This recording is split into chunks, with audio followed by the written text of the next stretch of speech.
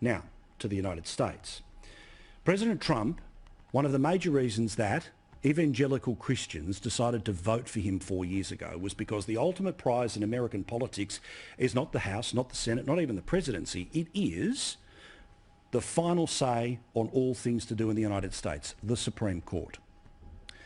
President Trump has got 3 people who have been appointed to the Supreme Court. They are conservatives, and while Democrats want to pretend that these are devil-horned crazy people who want to deny people abortions on demand and kill off your health care, they just have this crazy idea that we read the document and it's either legal or it's not legal. Well, today, Comey Barrett, there we go, ACB, has now become the latest justice to join the High Court. Donald Trump delivering on a promise, and one that he will be richly rewarded by millions of voters who don't care about the tweets, they care about the court. We must never take this radiant inheritance for granted. We must never lose confidence in our history, our heritage, or in our heroes.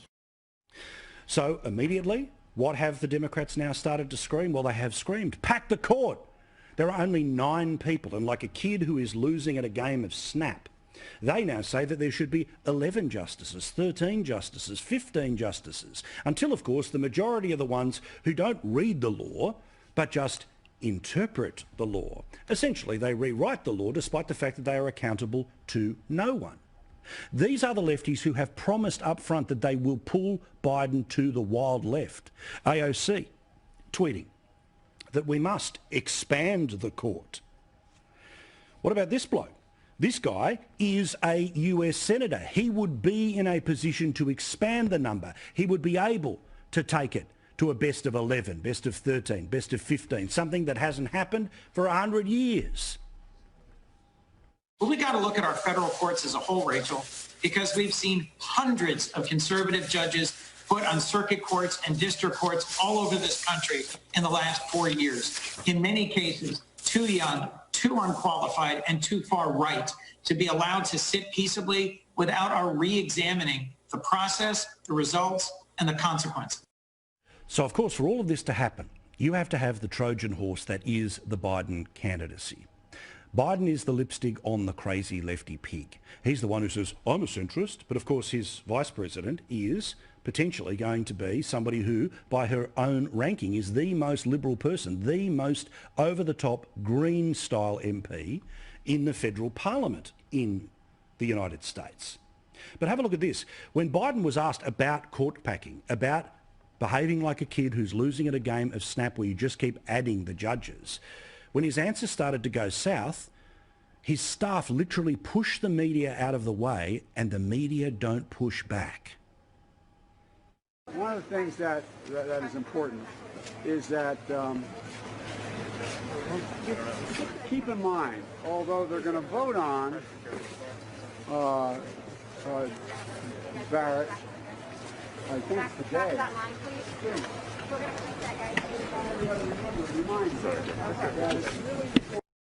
Imagine if you tried to do that to an Australian reporter. They would quite rightly tell you to go jump. But these people, they are not covering Biden, they are covering for Biden. Which brings me to the term the Jedi mind trick. I do this quite a lot, but I understand there'd be quite a few of you who have not seen Star Wars. So what am I talking about? For those of you who haven't seen Star Wars, Obi-Wan Kenobi is the Jedi Master. He can use mind control to be able to get people to do exactly the opposite of what they should. Let me see your identification. You don't need to see his identification. We don't need to see his identification. These aren't the droids you're looking for. These aren't the droids we're looking for. He can go about his business. You can go about your business. Move along. Move along. Move along. Of course, they were the droids that they were looking for. Well, perfect example of the Jedi mind trick. You saw it, I saw it. Joe Biden got confused about George W. Bush and Donald Trump. Watch his wife say, Trump, Trump, when he gets the name wrong. Country we're going to be. 4 more years of George, is going to find ourselves in a position where if Trump gets elected, we're going to be in a different world. But these are not the droids you're looking for. Move along, move along. This was the fact-checking from the Washington Post. No, Biden did not confuse George W. Bush and Donald Trump. Liz Storer, this is the whole absurdity of what's happening in the United States right now. You see it with your own eyes, but it's not happening. You see the riots, but it's peaceful protesting. You see him confuse George W. Bush going for a second term in 2004 that he would have campaigned against, and losing the plot, and his wife saying Trump, Trump, but you didn't see it. These clips are literally stacking up by the week as they try to give this guy a bit more airtime closer to the election, and all we're seeing is more and more as he completely stacks it. The media, as you've already said, completely cover for him. We see headlines coming out making sure there's nothing to see here. These are not the droids you're looking for. And yet it's as plain as the nose on your face. This guy is not up to the task. Barnaby Joyce, you're the great straight shooter of the federal parliament, but it is amazing when the media try to pretend people what is directly in front of you, you can't see. And frankly, normal people saw that coming in the 2019 election. And look, I know you're not all in on Trump, but the way these guys are literally, they're not covering Biden, they're covering up for Biden. Well, let's get one thing straight. If I have a choice between Trump and Biden, I'm going to pick Trump every time, like every time. Biden, the poor fella, I mean, he really is struggling, not in politics, in life. I mean, this guy cannot be leader of the great democratic hope of the Western world as we're up against the Communist People's Republic of China. It's insane.